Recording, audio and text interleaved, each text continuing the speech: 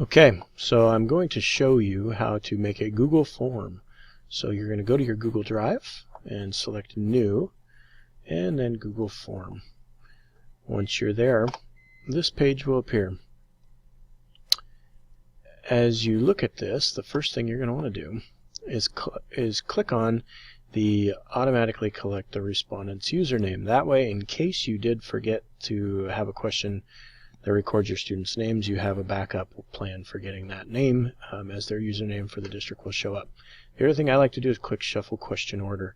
From there, you're onto your test. This untitled form, that's your test form. So if I were to call this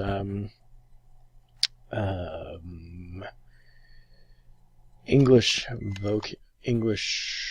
or let's try this, Romeo and Juliet quiz. I can also give a description. Okay, so if I was talking about something much more specific than that, I could give a description. I could put my targets in there, my ELRs in there, anything that you wanted to. Now we get to the question title, and at this point you can put anything you wanted to. You could say something as simple as Romeo and Juliet, or how about this? Who are the two main characters in Romeo and Juliet?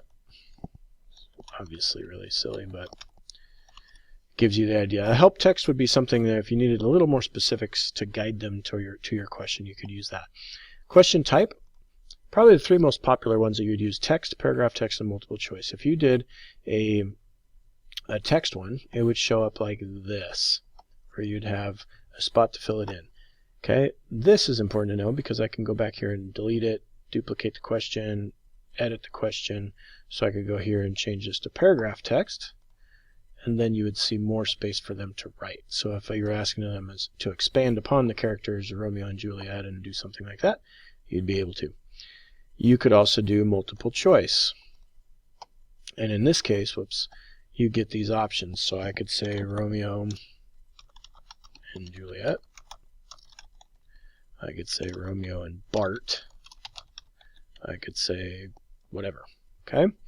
And then it'll appear this way. Okay? Once I'm done with this, I can add an item, and now my second question pops up. And then I just roll right through my test, making it however I choose to do. It doesn't have to be all text, paragraph text, or all multiple choice. You can vary however you'd like to do that. When you're finally done, this just appeared because it was thinking I wanted it to. Now I can go up here to the change theme. And then once I do that, this would be what my theme would look like by itself, okay, with no extra help. If I go over here to the change theme bar, I can click on them, and now I can change the look of my quiz as I keep scrolling down. Okay, so you could just kind of add a little customization to it. Once you're done with that, the next thing that you'll want to do is go to View Live Form, and this will show you what the kids see.